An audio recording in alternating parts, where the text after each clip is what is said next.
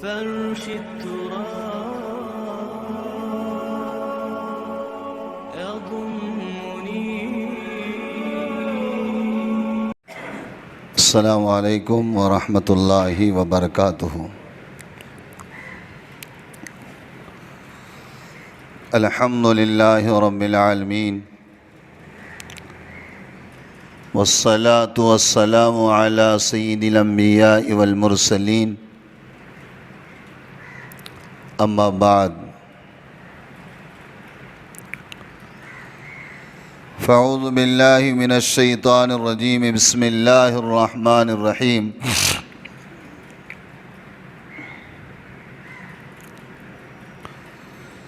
یوم یقوم الروح والملائکۃ صفا لا یتکلمون الا من اذن له الرحمن وقال صوابا.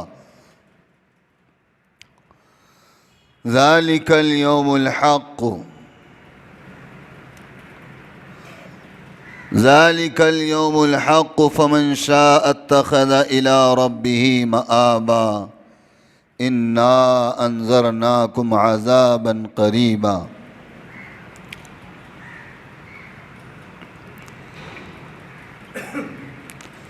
اللهم صل على محمد وعلى آل محمد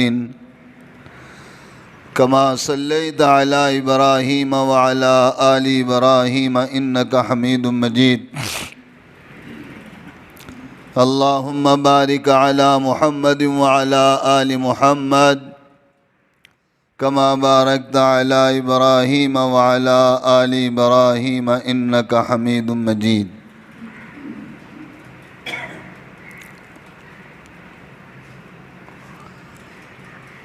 انسان کو بار بار اپنا حساب اور کتاب یاد دلایا جاتا ہے. نماز کی کوئی رکعت ایسی باقی نہیں ہے کہ جس نماز میں یہ سمجھایا نہ جاتا ہو، یہ بتلایا نہ جاتا ہو کہ بندہ تجھے کل قیامت کے دن اللہ کے سامنے کھڑے ہونا ہے.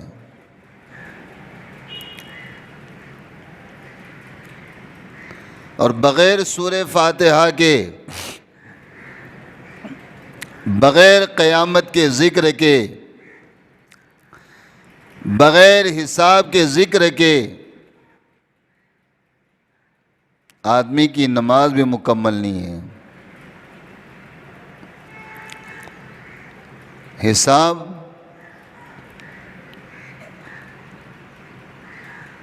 حساب ہونا طے ہے، اس لیے ہر نماز میں بندے کو حساب یاد دلایا جاتا ہے. لیکن ہماری کہانی ایسی ہو گئی جیسے رام کہانی.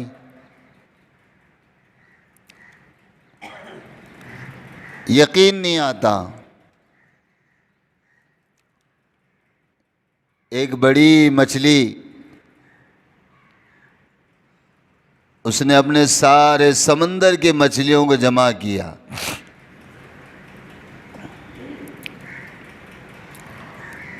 اور ہر بڑے کی ذمہ داری ہوتی ہے اپنے چھوٹوں کو سمجھانا. باپ سے اسی لیے سوال کیا جائے گا کہ بچے اس کے ماتحتی میں تھے. محلے کے بڑے آدمی کو سوال کیا جا محلے والوں کے بارے میں، اس لیے کہ محلے کا بڑا آدمی تھا. بادشاہ سے رعایا کے بارے میں سوال کیا جائے گا، اس لیے کہ وہ وقت کا بادشاہ تھا. ساری رعایا اس کے ماتحت تھی. ہم سے بھی سوال ہوگا. ہم میں سے کوئی نہیں بچے گا. ہر باپ اور ہر ماں کو یہ سوال کیا جائے گا. کیا سوال کیا جائے گا؟ اپنے بچوں کے بارے میں سوال کیا جائے گا، بیٹا یہ تو بتا، ہر باپ کو یہ سوال کیا جائے گا کہ وہ فلاں بیٹے کے بابا جان یہ بتاؤ آپ نے اپنے بچوں کا حق ادا کیا کہ نہیں کیا؟ تو میرے حال میں یہ کہہ رہا تھا کہ ایک بڑے مچھلی نے سارے مچھلیوں کو جمع کیا اور سمجھا رہی ہے، دیکھو کبھی سمندر میں، اس دریا میں، اس نالے میں، اس تالاب میں اگر کوئی اوپر سے چیز آئی تو اس کو کھانا نہیں،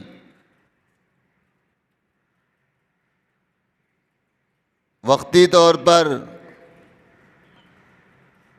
کوئی ہمیں پکڑنے والا ایک گل لے کر آئے گا اور پانی میں ڈالے گا، بظاہر اس میں کیا لگا ہوا ہوگا؟ گوشت کا ٹکڑا لگا ہوا ہوگا،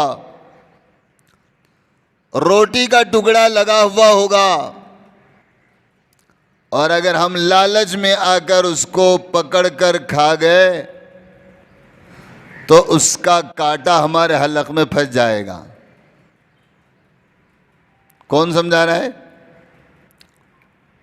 مچھلیوں کی سردار مچھلیوں کو سمجھا رہی ہے، دیکھو ایسی غلطی نہیں کرنا۔ اور پھر اگر تم نے کھا لیا تو وہ مچھیرا تم کو نکال لے گا، کھینچ لے گا، اور کھینچ کر پھر وہ اپنے تھیلے میں ڈالے گا، اور تھیلے میں ڈال کر پھر گھر لے جائے گا، پھر چھری لے کر بیٹھے گا، ٹکڑے ٹکڑے کرے گا، پھر اس کی بیوی خوشی خوشی چولہا جلائے گی اور اس کے اوپر ایک توا رکھے گی، اس کے اندر تیل ڈالے گی اور بہترین مرچ نمک کے ساتھ پھر تم کو بھون لیں گے اور گھر کے سارے افراد مزے سے کھا لیں گے۔ تو کیا غلطی نہیں کرنا؟ وہ جو گل آئے گی نا اس کو نہیں کھانا، اس کو گل کو جو لگا ہوا رہے گا نا وہ نہیں کھانا۔ سارے کے سارے نے بیان سن کے کہا کتنی بے وقوف ہے یہ، اسے کہاں گل نظر آئی اور گل میں کہاں کانٹا نظر آیا، اور اس کو کہاں وہ مچھیرا نظر آیا، اور کہاں اس کا تھیلا نظر آیا، اور کہاں اس کی چھری نظر آئی، اور کہاں اس کی بیوی نظر آئی، اور کہاں وہ چولہا نظر آیا، اور کہاں وہ توا نظر آیا اور مرچ مسالہ نظر آیا۔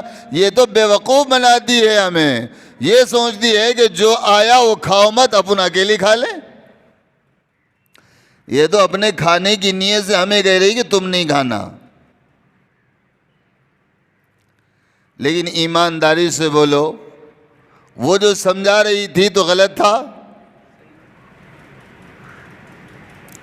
اس کا تو یقین ہے ہمیں کہ نہیں، وہ جو سمجھا رہی تھی بالکل صحیح سمجھا رہی تھی کہ جو گل منہ میں لے لیں گی وہ گل میں پھنس جائے گی، اور جو پھنس جائے گی پھر یقیناً وہ تھیلے میں جائے گی، اور جو تھیلے میں جائے گی یقیناً اس کے ٹکڑے ہوں گے، اور جس کے ٹکڑے ہوں گے وہ تلے جائے گی، آگ پر ڈالا جائے گا، بھونا جائے گا، اور یقیناً اس کو کھائے۔ ہمیں یقین ہے کہ نہیں ہے؟ لیکن ہمیں سمجھ نہیں ہے۔ یقین ہے لیکن سمجھ نہیں ہے۔ کون سا دن ہماری زندگی میں ایسا آیا کہ ہم نے یوں سوچا کہ یا اللہ تیرے سامنے ہمیں کھڑا ہونا ہے، ہمارا کیا بنے گا؟ کبھی خیال بھی آیا؟ کبھی پانی کا گھونٹ یا روٹی کا ٹکڑا ہمارے حلق میں پھنس گیا کہ یہ حساب کے وقت میں میرا کیا ہوگا؟ بھائی یہ نفس ہمیں یوں سمجھا دیتا ہے، گھبرانے کی کیا بات ہے، اللہ نے اپنا ذکر رحمان کے ساتھ کیا ہے نا؟ اللہ رحمان ہے پھر بھی ایکسیڈنٹ ہو رہے ہیں، کیا اللہ ان کا رحمان نہیں ہے؟ اللہ رحمان ہے پھر بھی زہریلا سانپ جا کر کسی کو ڈس لیتا ہے، کیا اللہ رحمان نہیں ہے؟ بھائیو، جہاں اللہ رحمان ہے وہاں اللہ جبار بھی ہے، اللہ قہار بھی ہے، اور اللہ تعالی نے فرمایا میں شدید بھی ہوں، میں بہت سخت تمہاری پکڑ بھی کرنے والا ہوں۔ ان ربک لشدید، میں تمہاری بہت بہت خطرناک اور باریکی سے تمہارا حساب بھی لینے والا ہوں۔ حساب کا جب معاملہ آتا ہے تو ہمارے سمجھ میں یہ آتا ہے کہ اللہ روزوں کے بارے میں پوچھیں گے، حساب کا معاملہ آتا ہے تو آدمی سوچتا ہے اللہ نماز کے بارے میں پوچھیں گے، حساب کا معاملہ آیا تو آدمی کے دماغ میں بات یہ آتی ہے کہ اللہ زکوٰۃ کے بارے میں پوچھیں گے، حساب کا معاملہ جب حساب کا ذکر ہوتا ہے تو آدمی سوچتا ہے شاید اللہ حج کے بارے میں ہم سے سوال کریں گے۔ میرے بھائیوں، حساب کے دو معاملے ہیں، ایک ہے حقوق العباد اور ایک ہے حقوق اللہ۔ حساب کے سب سے زیادہ ڈرنے کی جو ضرورت ہے وہ حقوق العباد میں ڈرنے کی ضرورت ہے۔ حقوق العباد بولے تو بندوں کے حقوق کے بارے میں۔ کس کے بارے میں؟ بندوں کے حقوق کے بارے میں سب سے زیادہ ڈرنا ہے۔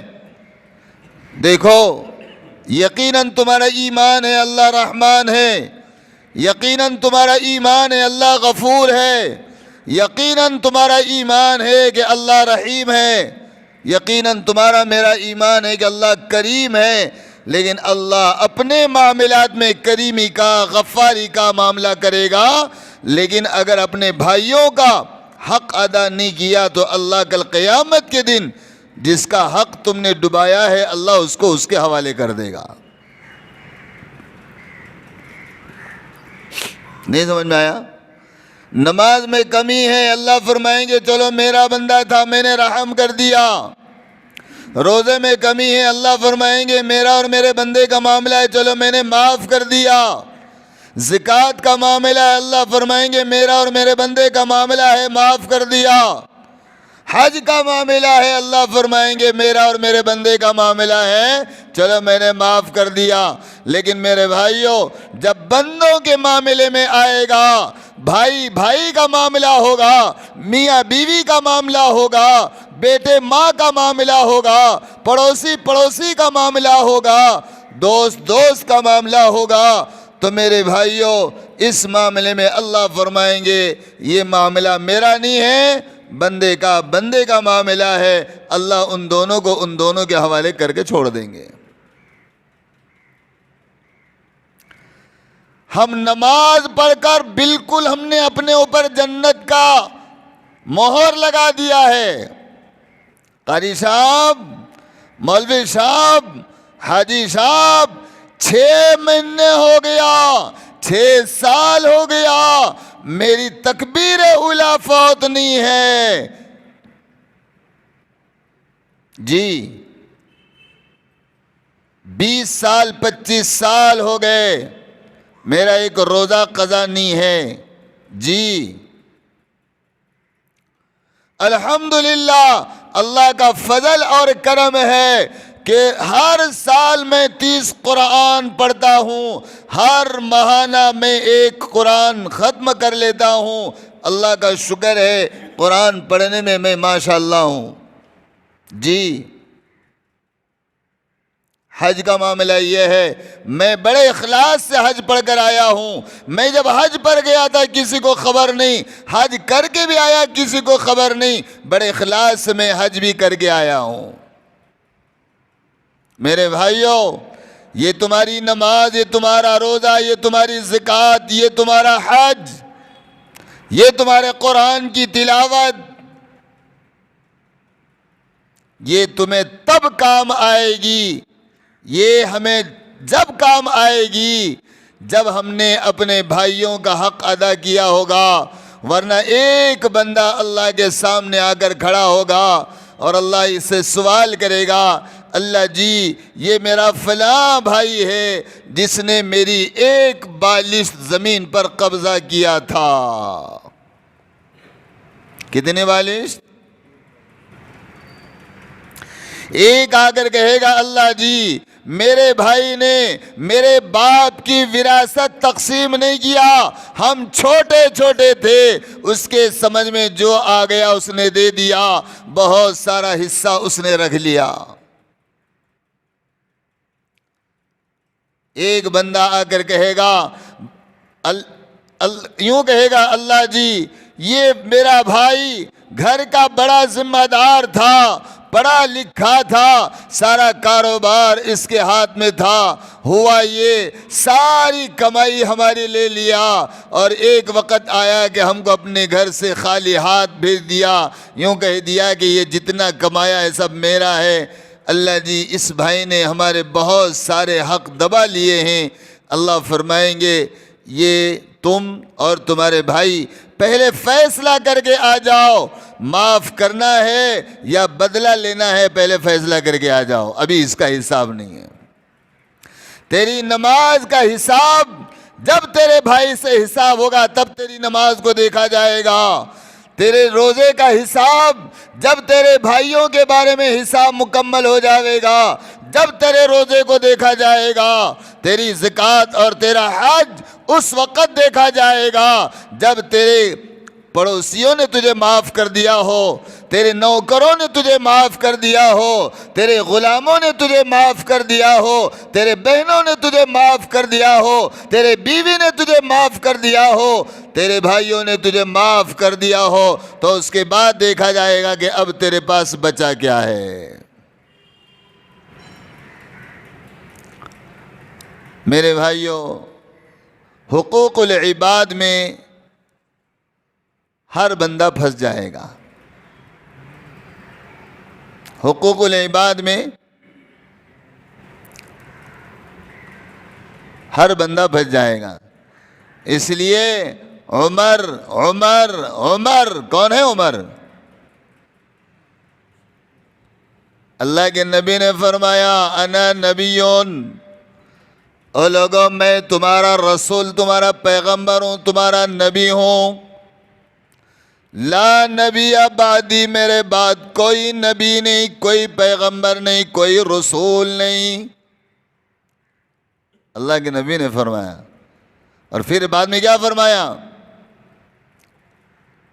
اگر میرے بعد کوئی نبی ہوتا، اللہ اگر کسی کو نبی بنا دیتے تو بعد النبی نبی عمر، اگر میرے بعد کوئی نبی ہوتا تو اللہ حضرت عمر کو نبی بنا دیتا.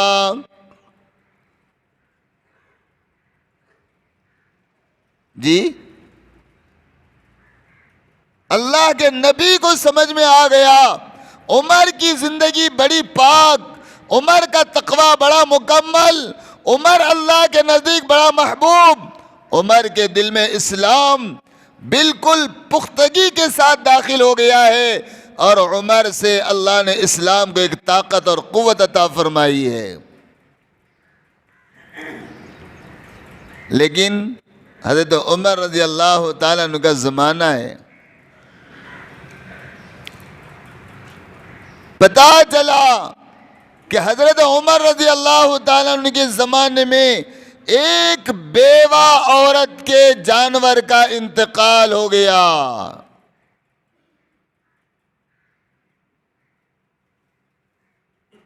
حضرت عمر رضی اللہ تعالیٰ عنہ کا قافلہ ادھر سے گزرنے والا ہے. اس بیوہ عورت کو پتا چلا کہ عمر ادھر سے آنے والے ہیں.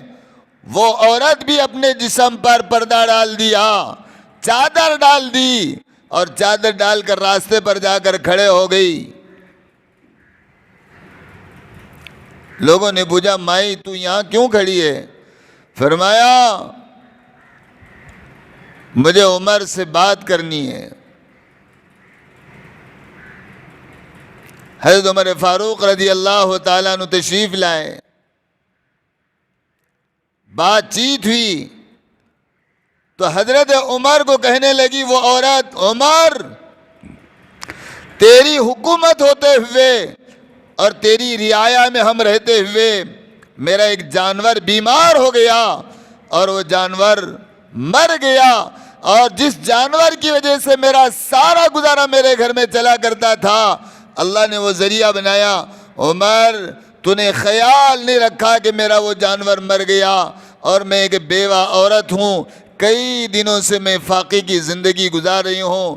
عمر اس جانور کے بارے میں کل قیامت کے دن میں تیرا دامن پکڑ کر اللہ سے شکایت کروں گی۔ حضرت عمر فاروق نے کیا فرمایا پتہ ہے؟ ارے ہمارے دل، مسلمانوں کے دل نام کے رہ گئے، اللہ کا نام آنے پر ایمان والوں کے دل کانپتے ہیں۔ ہمارے دل میں تو یہ خبر اور یہ کیفیت ہوتی ہے، ہم صاف کہتے ہیں جا جا دیکھیں گے قیامت کے دن کیا ہوگا۔ کیا بولتے ہیں؟ بیوی نے بولی دیکھو ایسا مت کرو ورنہ قیامت کے دن میں اللہ کے سامنے پوچھوں گی۔ ہاں جا دیکھیں گے۔ بھائی نے بولا ہاں جا دیکھیں گے۔ بیٹی بولی ہاں جا دیکھیں گے۔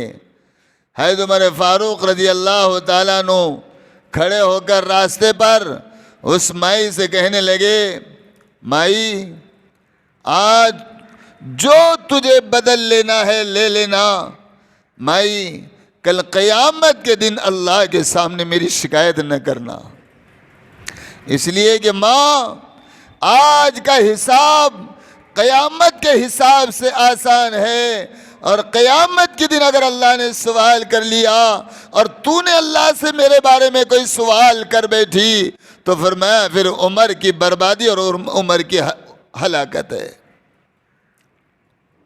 میرے بھائیوں آج ہم سب کرنے کو تیار ہیں، خیرات کر کے مسجدیں بنا رہے ہیں، تعاون کر کے مسجدیں بنا رہے ہیں، مدارس بنا رہے ہیں، تعاون کر کے لوگوں کے شادیاں کر رہے ہیں، تعاون کر کے غریبوں کو کھلا رہے ہیں، لیکن یہ نہیں سوچتے کہ میرے اوپر کن لوگوں کا حق ہے اور میں کن لوگوں کا دینا ہوں، اور میرے اوپر کن لوگوں کا قرض ہے جو مجھے ادا کرنا ہے، اس کی فکر نہیں ہے، بلکہ میرے بھائیوں نیکی کرنے کی فکر ہے، لیکن لوگوں کے حقوق ادا کرنے کی ہم لوگوں کو فکر نہیں ہے۔ حقوق اللہ اس کے بارے میں معافی ہے، اللہ معاف کرے گا، اللہ معاف کرے گا۔ حقوق اللہ میں چھوٹ ہے، یقیناً اللہ رحمان کریم ہے، لیکن میرے بھائیوں حقوق العباد میں معافی نہیں ہے۔ اب حقوق العباد کیا ہوتے ہیں؟ حقوق العباد کیا ہوتے ہیں؟ حقوق کے معنی یہ ہے میرے بھائیوں کہ میرا میرے پڑوسیوں کے ساتھ، میرا میرے ماں باپ کے ساتھ، میرا میرے دوستوں کے ساتھ، میرا میرے بچوں کے ساتھ ایسا معاملہ ہونا جیسا اللہ چاہتے ہیں، اور ان کا حق ادا کرنا، ان پر ظلم نہیں کرنا، یہ حقوق العباد ہے۔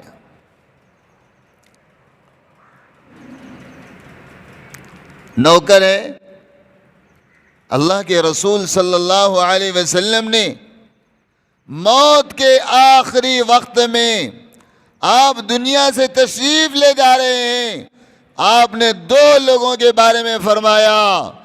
ایک بات تو یہ فرمائی کہ دین کو مضبوطی سے پکڑ لینا، اور دوسری بات یہ فرمائی اپنے نوکروں کے ساتھ، غلاموں کے ساتھ بھلائی کا معاملہ کرنا۔ کس کے ساتھ؟ آج نوکر کو ہم یہ سمجھتے ہیں کہ یہ کتنا حقیر آدمی ہے، کتنا ذلیل آدمی ہے۔ کبھی غلام کے ساتھ رسول پاک صلی اللہ علیہ وسلم نے کیا کیا ہے کبھی دیکھا آپ نے؟ حضرت بلال کو قیامت تک غلام کہا جائے گا، اس لیے کہ وہ غلام تھے، اللہ کے رسول کے بھی غلام رہے، اور اللہ کے رسول کے غلام کس شان کے رہے۔ بعض لوگوں نے تو یہ کہا پہلے اللہ کے رسول کا غلام جنت میں داخل ہوگا، بعد میں اللہ کے رسول جنت میں داخل ہوں گے۔ کسی نے کہا یہ کیسے؟ فرمایا اگر دنیا میں اللہ کے رسول کے سواری کی رسی اگر بلال کے ہاتھ میں تھی تو جنت میں داخل ہوتے وقت بھی اللہ کے رسول جس سواری پر ہوں گے اس سواری کی رسی بھی حضرت بلال رضی اللہ تعالیٰ عنہ کے ہاتھ میں ہوگی، اور اللہ کے رسول صلی اللہ علیہ وسلم کی وہ سواری پکڑ کر حضرت بلال چل رہے ہوں گے، اور پہلے حضرت بلال جنت میں داخل ہوں گے، اس کے بعد اللہ کے رسول جنت میں داخل ہوں گے۔ ہمارا غلاموں کے ساتھ کیا معاملہ ہے، اپنے بھائیوں کے ساتھ کیا معاملہ ہے، اپنے گھر والیوں کے ساتھ کیا معاملہ ہے، اپنے پڑوسیوں کے ساتھ کیا معاملہ ہے، غریبوں کے ساتھ کیا معاملہ ہے؟ تواضع ہمارے اندر نہیں ہے۔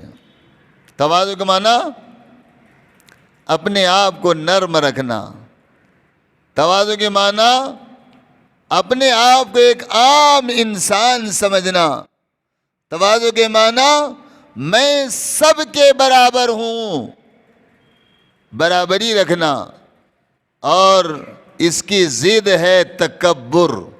اس کی ضد کیا ہے؟ تواضع کی ضد کیا ہے؟ تکبر۔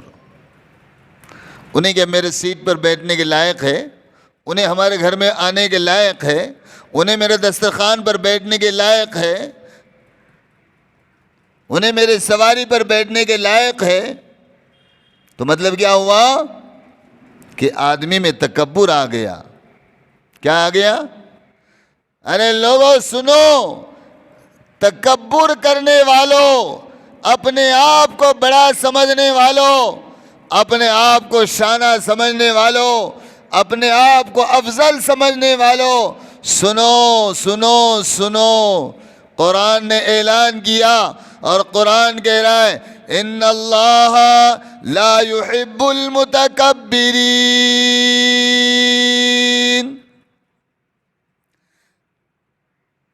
تکبر کرنے والا اللہ کے پاس قیامت کے دن نماز لے کر حاضر ہوگا، روزہ لے کر حاضر ہوگا، زکوٰۃ لے کر حاضر ہوگا، خیرات لے کر حاضر ہوگا، بہت سارے صدقات لے کر حاضر ہوگا، بہت سارے نیکیاں لے کر حاضر ہوگا، اور اللہ سے کہے گا اللہ میں تیرا غلام، میں تیرا بندہ، لیکن اللہ کے بندوں کے ساتھ، اللہ کے بندوں کے ساتھ جو تکبر کا معاملہ کر کے گیا تھا، اس معاملے کی وجہ سے اللہ فرمائیں گے میں تکبر کرنے والوں سے محبت نہیں کرتا، دنیا میں بھی نہیں اور قیامت میں بھی نہیں، دنیا میں بھی نہیں آخرت میں بھی نہیں۔ اللہ کہہ دیں گے ان اللہ لا يحب المتکبرین، اے سجدہ کرنے والے تیرا سجدہ مجھے تب منظور تھا جب تیرے اندر تکبر نہ ہوتا، اے زکوٰۃ دینے والے تیری زکوٰۃ کا اجر اور ثواب تو تب ملتا اگر تیرے اندر تکبر نہ ہوتا۔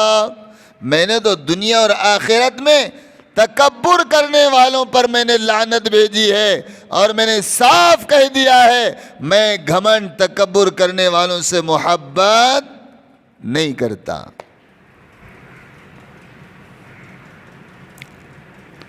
میرے بھائیوں، حقوق العباد کا معاملہ بڑا نازک ہے۔ کئی حقوق کا حق تو آدمی کے زبان سے ہے، کچھ حقوق کا حق تو آدمی کے مال سے ہے، کچھ حقوق کا حق تو آدمی کے جسم کے اعضاء سے ہے۔ اور کچھ حقوق کا حق تو آدمی کے خیالات اور آدمی کے دل اور دماغ سے ہے. اتنا آسان مت سمجھو. ایسے بیٹھے ہم لوگ، اور قاری صاحب تمہیں پتہ نہیں ہے ہمارے سامنے ہم سب کو مغفرت کا سرٹیفکیٹ مل چکا ہے، ہمارا تو کوئی حساب اور کتاب بھی نہیں ہے. میرے بھائیوں، حساب کے معاملے میں امام مالک ڈرے ہیں، حساب کے معاملے میں حضرت عثمان غنی ڈرے ہیں، حساب کے معاملے میں ابو بکر ڈرے ہیں، حساب کے معاملے میں میرے بھائیوں اماں عائشہ صدیقہ رضی اللہ تعالیٰ عنہا ڈری ہیں. تمہارا اور میرا کیا معاملہ ہے مجھے بتاؤ میرے بھائیوں. حضرت عثمان غنی کا حال تو یہ تھا کہ لوگ جنازے میں چلے جاتے، حضرت عثمان بھی چلے جاتے، لوگ مردے کو دفن کرنے میں مشغول ہو جاتے، حضرت عثمان غنی کسی قبر کے پاس بیٹھ کر خوب روتے، اور ایسے رو رہے ہیں. حضرت عثمان کی داڑھی بڑی گھنی داڑھی تھی، بہت گھنی داڑھی تھی حضرت عثمان کی، لیکن جب روتے تھے انہی رخساروں سے داڑھی مبارک پر آنسو آتے، آپ کی گود میں گرتے، آپ کا چہرہ بالکل آنسوؤں سے گیلا ہو جاتا، آپ کی داڑھی گیلی ہو جاتی، حتیٰ کہ آپ کا دامن گیلا ہو جاتا. کسی نے پوچھا عثمان آپ جنت اور جہنم کے تذکرے سے اتنا نہیں روتے، اور آپ قبر کے سامنے آ جانے سے اور قبر کے ذکر سے آپ اتنا روتے ہیں؟ تو حضرت عثمان نے کیا جملہ فرمایا، اللہ وہ جملے پر ہمیں ہدایت عطا فرما، وہ جملہ ہمارے دلوں میں اللہ اتار دے. حضرت عثمان نے فرمایا قبر آخرت کی منزلوں میں سے سب سے پہلی منزل ہے. سب کو چھوڑ کر قبر میں جانے والوں سوچو، قبر آخرت کی سب سے پہلی منزل ہے. بیٹا بھی مٹی ڈال رہا ہے، باپ بھی مٹی ڈال رہا ہے، اور کون؟ چاہنے والے اور جلنے والے بھی، یہاں والے بھی اور وہاں والے بھی، جاننے والے بھی پہچاننے والے بھی، سب مٹی ڈال رہے ہیں اور یہ کہہ رہے ہیں کہ اسی میں سے بنا تھا اور اسی میں تجھے ہم چھوڑ کر جا رہے ہیں. خبر کوئی معمولی مسئلہ ہے؟ حضرت عثمان غنی نے فرمایا، اور میرے آقا نے فرمایا، سب کہو صلی اللہ، زور سے بولو، صلی اللہ علیہ وسلم نے فرمایا جو قبر میں کامیاب ہو گیا بعد کی ساری منزلیں اس پر آسان ہیں، جو قبر میں پھنس گیا باقی ساری منزلیں اس کے لیے دشوار ہیں.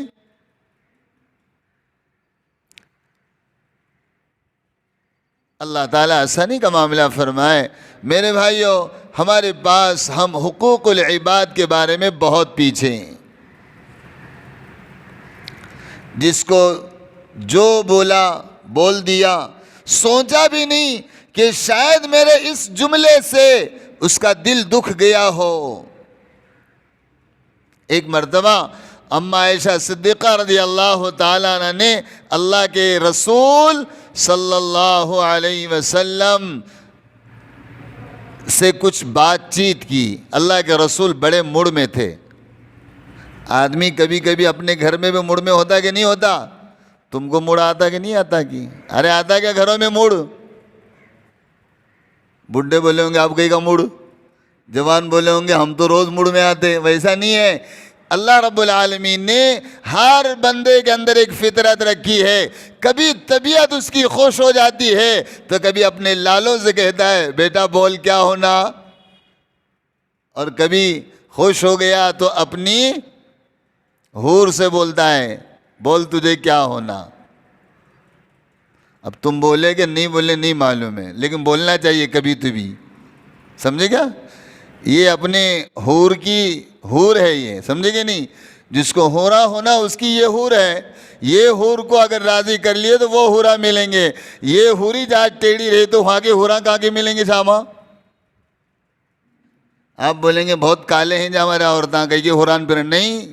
جیسے اپن ویسے انہیں ہیں. اللہ رب العالمین آپ کو بھی خوبصورت کرے گا, اس کو بھی خوبصورت بنا دے گا. بھائیو خوبصورتی کے چکر مت پڑو, دینداری کے چکر میں پڑو.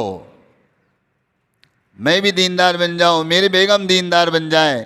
اللہ کے رسول صلی اللہ علیہ وسلم مسکراتے ہوئے گھر میں آ گئے. اما عائشہ صدیقہ رضی اللہ تعالیٰ عنہ سمجھ گئی آج میرے سرکار بڑے خوش ہیں, بیٹھ گئی قریب میں. اللہ کے رسول نے صلی اللہ علیہ وسلم فرمایا عائشہ آج پوچھ کیا پوچھتی ہے اور آج مانگ کیا مانگتی ہے.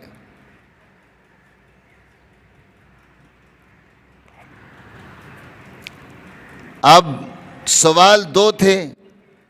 ایک سوال تھا عائشہ کیا پوچھتی ہے پوچھ لے, اور دوسرا سوال کیا تھا کیا مانگتی ہے مانگ لے. حضرت عائشہ صدیقہ رضی اللہ تعالیٰ کے سمجھ میں نہیں آیا کہ سوال ایسا ہے, اگر میں اپنے مرضی سے فیصلہ کر لوں تو شاید پھنس جاؤں گی. اس لیے فرمایا یا رسول اللہ میں ابا کے پاس جا کر آؤں تھوڑی دیر. اللہ کے رسول نے فرمایا جاؤ جا کر آؤ.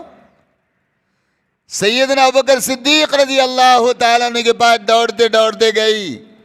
فرمایا یار ابو جان آج اللہ کے رسول بہت موڈ میں ہیں, اللہ کے رسول بہت خوش ہیں, اور اللہ کے رسول نے دو باتیں میرے سامنے کہی ہیں. اور فرمایا عائشہ کیا مانگتی ہے مانگ لے, اور دوسرا سوال یہ کیا عائشہ کیا پوچھتی ہے پوچھ لے. ابو جان میں اللہ کے رسول سے مانگوں یا اللہ کے رسول سے پوچھوں. سیدنا ابوبکر صدیق رضی اللہ تعالیٰ نے فرمایا بیٹا مانگا تو اللہ سے جاتا ہے, انسان کا دیا ہوا انسانوں کو بس نہیں ہوتا ہے. بیٹا دینے والی ذات اللہ کی ہے جس کے پاس سارے خزانوں کی چابیاں ہیں, اور سارے خزانوں کی چابیاں اللہ نے اپنے بندوں کے ہاتھ میں دے دی ہیں. کس کے ہاتھ میں, کس کے ہاتھ میں خزانوں کی چابی؟ مولوی کے ہاتھ میں نہیں ہے, نبی کے ہاتھ میں نہیں ہے, ولی کے ہاتھ میں نہیں ہے. جس نے پڑھا ہے لا الہ الا اللہ محمد الرسول اللہ, اور اس کے بعد اس نے یہ ایمان لا کر کہا رب میں مسلمان ہو گیا ہوں, اب تیرا جو حکم ہے اس کو پورا کروں گا. اور سب سے پہلا حکم وہ نماز کا, اور جس کے بارے میں سرکار نے فرمایا نماز جنت کی کنجی ہے. کیا فرمایا؟ نماز مطلب جنت جیسی زندگی اگر تم دنیا میں بھی گزارنا چاہتے ہو نماز کا اہتمام کرو, دنیا کی زندگی جنت والی بن جاوے گی. اور یاد رکھو نماز کا اہتمام نہیں رہے گا دنیا کی زندگی بھی جہنم والی بن جائے گی, اور بغیر نماز کے جائیں گے تو آخرت کی زندگی بھی جہنم میں چلی جائے گی. فرمایا عائشہ مانگنے کی ذات تو اللہ کی ذات ہے, جس سے مانگا جائے وہ اللہ کی ذات ہے. عائشہ مانگو مت, لیکن اللہ کے رسول سے یہ پوچھو یا رسول اللہ صلی اللہ علیہ وسلم اللہ نے جو آپ کو معراج پر بلایا تھا کیوں بلایا تھا؟ صرف نماز دینے کے لیے؟ کیوں بلایا تھا؟ صرف اپنا دیدار کرانے کے لیے؟ کیوں بلایا تھا؟ صرف جنت دکھانے کے لیے؟ کیوں بلایا تھا؟ کیا صرف اماموں کی امامت کرانے کے لیے؟ نہیں, کوئی خاص بات ہوگی. عائشہ یہ پوچھ لو کہ تمہاری اور اللہ کی جو شب معراج میں بات ہوئی ہے, جو راز کی بات ہوئی ہے, وہ کیا ہوئی ہے مجھے بتا دو. اور اللہ کے رسول سوائے حضرت عائشہ کے اور کسی کو نہیں بتا سکتے تھے. اللہ کے رسول صلی اللہ علیہ وسلم نے کیا فرمایا؟ عائشہ جو راز کی بات ہوگی اتنی اندھیری رات میں, اتنے لمبے سفر میں اللہ کے قریب ہو کر جو راز کی بات ہوئی ہے عائشہ وہ بات یہ ہوئی ہے, اللہ نے فرمایا اے میرے محمد اپنی امت سے جا کر کہہ دے جو بندہ بندے کو خوش کرے گا میں اس کے سارے گناہوں کو معاف کر دوں گا۔ کیا کرے گا؟ جو بندہ کسی بندے کو خوش کر دے گا، بات کر کے خوش کرے گا، کھانا کھلا کے خوش کرے گا، کپڑا پہنا کر خوش کرے گا، اس کا ساتھ دے کر خوش کرے گا، اس کا تعاون کر کے خوش کرے گا، اس کے کسی کام میں مدد کر کے خوش کرے گا۔ مومن جب مومن سے خوش ہو جاوے گا، میرا بندہ میرے بندے سے خوش ہو جاوے گا۔ جس کے ذریعے سے جو خوش ہو گیا ہے وہ ذریعہ بننے والے کے سارے گناہوں کو معاف کر کے اس کے میں مغفرت کر دوں گا۔ نہیں سمجھے؟ یہ بات سن کر اما عائشہ صدیقہ رضی اللہ تعالیٰ عنہ سیدنا حضرت ابوبکر صدیق رضی اللہ تعالیٰ عنہ کے پاس دوڑ کر جاتی ہے اور فرماتی ہے ابو جان راز معلوم ہو گیا، اور وہ راز یہ ہے اللہ کے رسول نے فرمایا صلی اللہ علیہ وسلم کہ جو بندہ کسی بندے کو خوش کرے گا اللہ رب العالمین اس مومن کے جس مومن نے کسی مومن کو خوش کیا ہے تو اللہ اس مومن کے سارے گناہوں کو معاف فرما کر اللہ مغفرت فرما دیں گے۔ سیدنا ابوبکر صدیق رضی اللہ تعالیٰ عنہ رو پڑے۔ لوگوں ہم تہجد پڑھ کر مسکراتے ہیں، قرآن پڑھ کر مسکراتے ہیں، روزہ رکھ کر مسکراتے ہیں۔ میرے بھائیوں اتنی بڑی بات سن کر سیدنا ابوبکر صدیق رضی اللہ تعالیٰ عنہ رو پڑے۔ حضرت ابوبکر صدیق رضی اللہ تعالیٰ سے بیٹی پوچھنے لگی، حضرت عائشہ پوچھنے لگی اور کہنے لگے ابو جان اس میں رونے کی کیا بات ہے، آپ کیوں رو رہے ہیں؟ فرمایا عائشہ تو نے سکے کا ایک بازو سن کر آیا ہے، ایک بازو دیکھا ہے، ایک بازو کا نوٹ دنیا میں چلے گا؟ ارے چلے گا؟ آخرت میں بھی نہیں چلے گا۔ فرمایا عائشہ تو نے سکے کا ایک بازو سن کر تو خوش ہو گئی، اللہ کے رسول نے فرمایا جو مومن کا دل خوش کرے گا اللہ مومن کے گناہوں کو معاف کرے گا۔ یہ بھی تو سنا عائشہ اگر کسی مومن نے کسی مومن کو ناراض کیا تو اس کا کیا بنے گا؟ اگر کسی مومن نے کسی کو دکھایا اللہ تو اس کو پسند نہیں کرے گا، کسی مومن نے کسی کو دکھ دیا اللہ تو اس کو برداشت نہیں کرے گا نا۔ آج میرے بھائیوں ہم سب خوش ہونے کے چکر میں ہیں، کسی کو خوش کرنے کے چکر میں نہیں ہیں۔ ہر ایک یہ زندگی گزار رہا ہے میں کیسے خوش رہ سکتا ہوں، کبھی یہ خیال نہیں آتا کہ میرے ذریعے سے میرا غلام خوش ہو جاوے، میرے ذریعے سے میرا بچہ خوش ہو جاوے، میرے ذریعے سے میرے والد خوش ہو جاوے، میرے ذریعے سے میری بیوی خوش ہو جاوے، میرے ذریعے سے میرا پڑوسی خوش ہو جاوے۔ اس کی فکر کسی کو نہیں ہے، فکر یہ ہے کہ بس میں کیسے خوش رہوں اس کی فکر ہے۔ اور یہ مسئلہ میرے بھائیوں بہت نازک مسئلہ ہے۔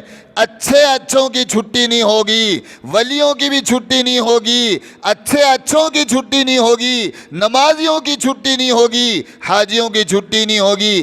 جہاں دو جوان ملتے ہیں، جہاں دو دوست ملتے ہیں، جہاں دو بدماش مل جاتے ہیں وہاں تیسرے کا ذکر کرنا شروع کر دیتے ہیں۔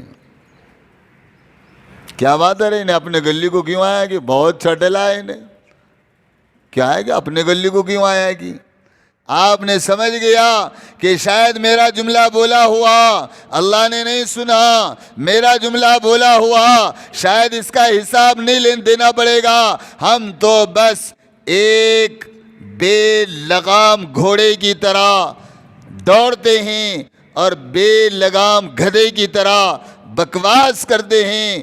ایک بات یاد رکھو، ہر زبان سے نکلی ہوئی بات کو کل قیامت کے دن حساب دینا پڑے گا اور اس کو تولا جائے گا، یاد رکھو۔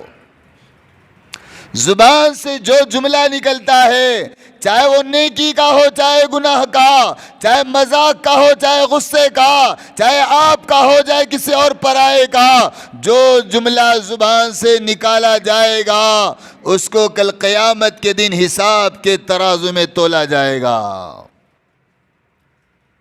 اور کسی کے بارے میں کوئی برائی کر کے غم بھی نہیں ہے، شرمندہ بھی نہیں ہے، افسوس بھی نہیں ہے، بلکہ یوں سمجھتے ہیں کہ ہم نے کوئی گناہ کا کام ہی نہیں کیا ہے۔ پیارے آقا سیدنا حضرت محمد الرسول اللہ صلی اللہ، ارے بولو نا زور سے، زندوں کی طرح بیٹھو، زندوں کی طرح۔ حضرت محمد الرسول اللہ صلی اللہ علیہ وسلم سے پوچھا گیا، مل غیبت یا رسول اللہ، اے اللہ کے رسول غیبت کیا ہے؟ کیوں پوچھا گیا تھا؟ کیوں پوچھا گیا تھا؟ سرکار نے اپنے نبوت کے ساتھ نبوت کا تاج پہن کر سرکار نے مدینے کی مسجد میں، سرکار نے مدینۃ المنورہ میں صحابہ کے درمیان میں ایک بات یہ فرمائی تھی، الغیبت اشد من القتل، میرے صحابہ غیبت کبھی نہ کرنا، غیبت بڑی بری چیز ہے، بلکہ اتنی بری چیز ہے کہ غیبت قتل سے بڑھ کر ہے، غیبت قتل سے بڑھ کر ہے۔ کسی نے کسی کو قتل کر دیا، اتنا بڑا گناہ نہیں ہے جتنا کہ غیبت کرنا اتنا بڑا گناہ ہے کہ قتل سے بھی بڑھ کر گناہ ہے۔ غیبت سے خاندان اجڑ جاتے ہیں، غیبت سے نیکی کے راستے رک جاتے ہیں، غیبت سے لوگوں کی دھجیاں اڑ جاتی ہیں، غیبت سے فسادات ہوتے ہیں، غیبت سے بہت ساری برائیاں وجود میں آتی ہیں۔ اللہ کے نبی نے فرمایا غیبت قتل سے بڑھ کر ہے۔